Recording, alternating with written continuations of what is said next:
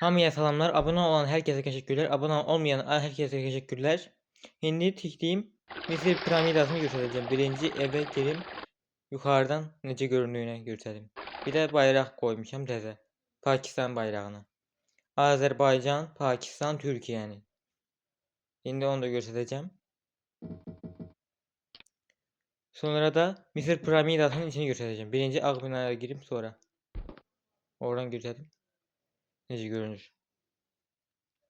Biri Azerbaycan, o birisi Pakistan, o birisi Türkiye bayrağıdır. Daha güzel görünsün diye birinde tikdim.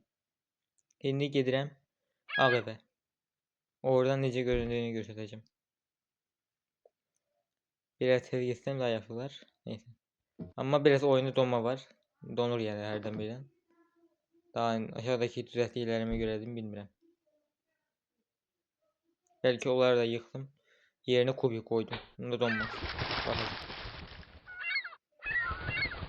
Peki bunlar kalsın diyeceğim. Şimdi yukarı çıkıp göstereceğim ağ binadan. Bayrakların necə göründüğünü. Sonradan Mısır piramidasını göstereceğim. Bakın buradaki bayraklardı yani. Çok güzel. Buyurun.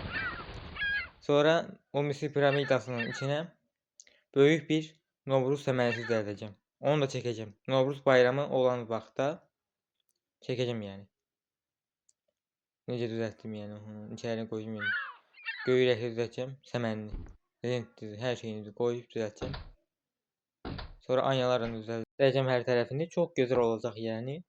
Onu da çekip videoya koyacağım. Neyse şimdi geldim. Ağ binadan necə göründüğünü göstereyim. Buranı örtüm. Birinci. Kubi nerede kaldı? Bir kere kubi koyuyorum. Ama elimdeydi yani. Neyse. Koyup boyayım. Birini tahttan tapıp.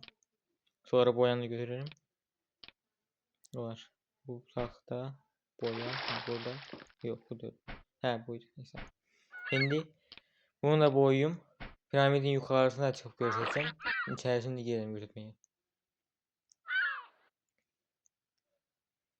Herkese teşekkürler. Şimdi bu Azerbaycan bayrağı, oradaki de Pakistan, bıraktaki de Türkiye bayrağı. Buranın daha çok güzel bir yeri düzelttireyim yani her tarafı ev düzelteceğim. Onu da çekip YouTube'a koyacağım yani. Her tarafını güzel düzelteceğim yani her taraf güzel olacak. Birinci bunu kata böldüm sonra o boyda boşluk kalmasın yani. Birinci kat, ikinci kat. Biraz oyunda donma var. Hele ben katlarımı düzelteceğim. Aynalı katlar düzelteceğim yani. Ortası ama aynalı mı düzeldim. Yoksa kubikten mi düzeldim bilmiyorum. Biraz da ışığını artıracağım yani. Işıkları az koydum. İçerisi hiç olmazsa bilinsin yani. Böyle düzeltmişim yani. Belki de ortasını aynalı düzelttim. Şimdi geldim. Yukarıdan gösterdim. Mısır piramidasının yukarı tarafı necə olur. Biraz donma olabilir ama da neyse.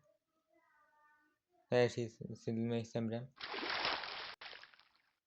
Bakacağım görüm niye donur neyse. Şimdi Mısır piramidasının yukarısıdır. Lap başı. Hakikaten çok uzun vaxt getdi. Belki 4-5 saat artıq. Ya da 6-7 saat. Az vaxtda düzeltdim yani her gün vaxtımı verdim buna. Ona göre de çok video koyabilmedim yani. Ama neyse. Necə olur?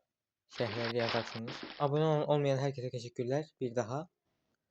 Şimdi ben bunu temiz kurtardıktan sonra onu da YouTube'a çekip koyacağım. Herkese bir daha teşekkürler.